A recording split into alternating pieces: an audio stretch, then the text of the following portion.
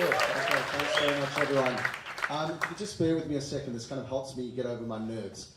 If you could spin your right legs in a clockwise direction for me.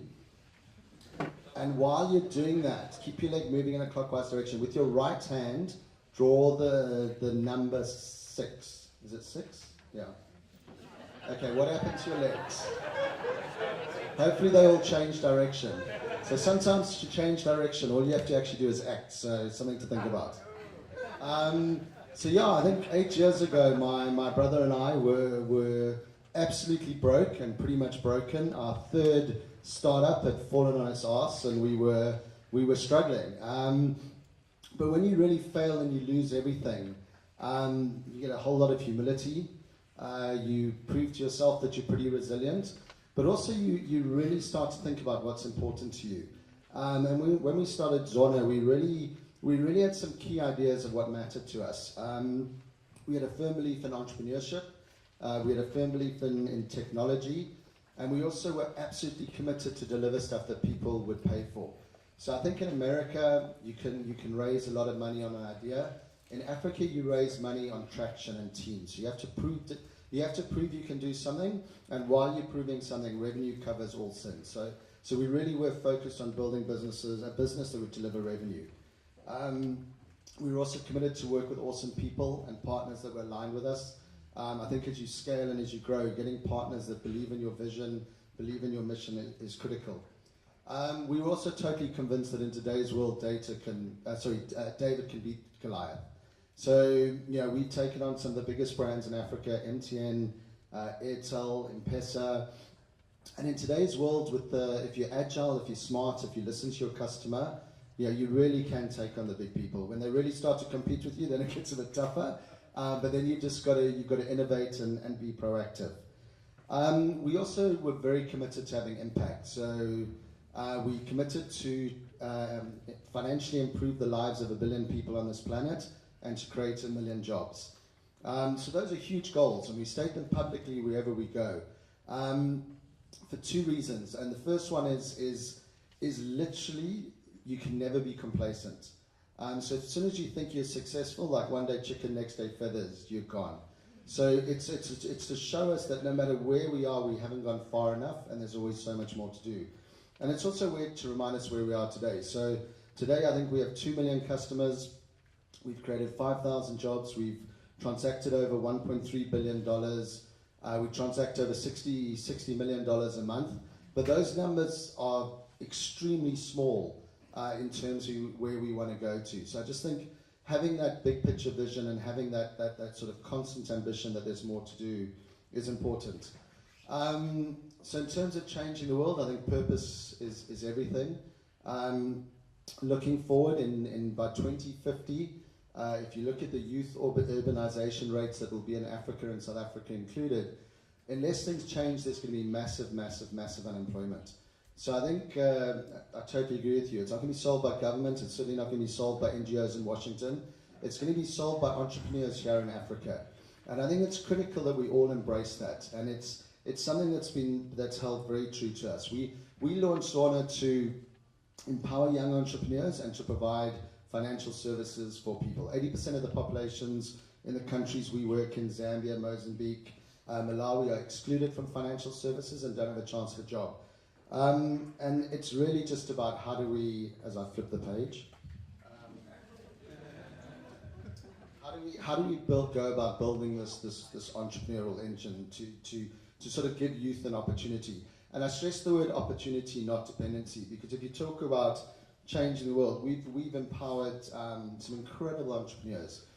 So over the course of the last, I think, 6 years, we've paid out $11.2 million in commissions to entrepreneurs. Now, this is money they've earned of starting their own businesses, offering our services to consumers, and we can take no credit for that. And I think that's really just what this is about, is creating a platform for people to have opportunity and letting them run with it. I'm also extremely committed that Africa can provide solutions to Africa's problems. I've been in Washington with a bunch of Americans talking about Africa's problems. I've been in Dar es Salaam with a bunch of Americans talking about Africa's problems. It's time we start addressing them ourselves and solving them ourselves, because the skill levels and the talent and capability within this room and within this country and within this continent is huge. We often say to ourselves, why not us? I think too often in life we think someone else is going to do it. I think the onus really does sit with us. One of the ways we are changing the world on a day-to-day basis, thank you for the 5-minute warning, is we have a program called the Girl Effect. So a couple of years ago, Nike and the Unreasonable Institute nominated us one of the top 10 companies in the world to take young women out of poverty.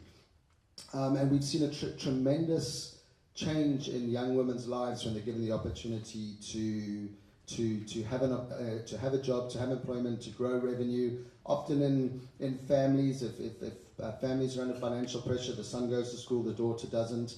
So it's really about creating these opportunities where women are empowered across the continent and become role models within their communities. In terms of changing the world, I think the other thing about us is we're totally frontline obsessed. How do you listen to your customer with empathy? How do you understand their issues? How do you declare war on knowledge? And really just constantly have a feedback loop that you're listening to your customers and you're building solutions for them, which I think that's crucial.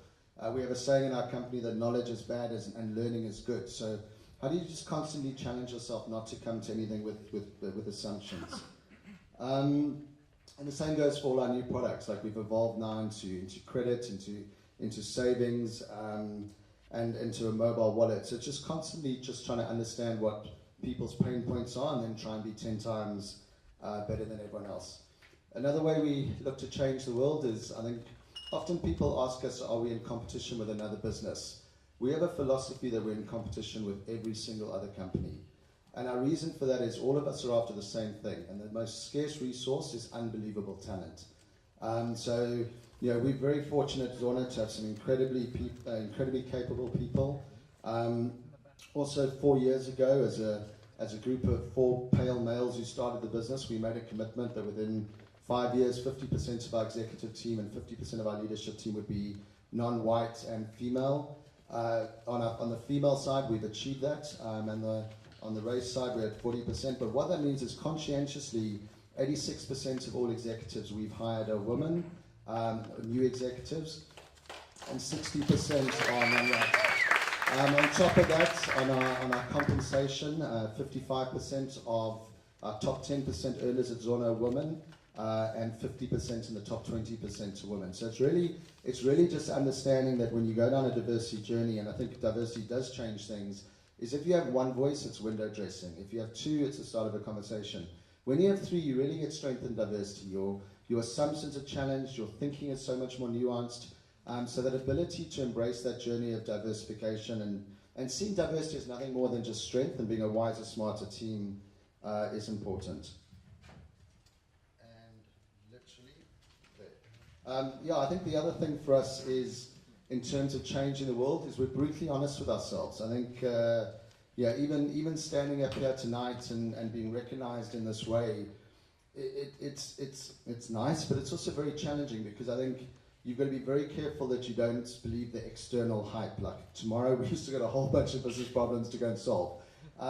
So I think that ability to be brutally honest with yourselves as companies and people, and really just face up to the realities and work on it. And the other thing I'd encourage everyone to do is swim against the tide. For most of our entrepreneurial career, my brother and I have been told we're mad, we're crazy. I don't know if any of you know where Kitwe, Zambia is, but that's where the startup originally started, and it's not a hotbed of fintech environment. My final point is really just around, in terms of changing the world. I think as an African business, we've now raised $23 million, and we feel a huge responsibility not to mess that up. We feel a huge responsibility to all the other entrepreneurs, because if businesses like us and others are successful, then it becomes so much easier for others to raise money and raise capital and grow. And equally, if we screw it up, then it becomes so much more difficult for others. So there really is a responsibility to get it right, and to make all the effort. And then I leave my challenge with all of us in the room. As we talk about change in the world, why not all of us? I think there's such an opportunity. I think South Africans are a wonderful blend of so many things. So if we embrace that And as you said, look to the future. I think the world's our oyster. So thank you for your time.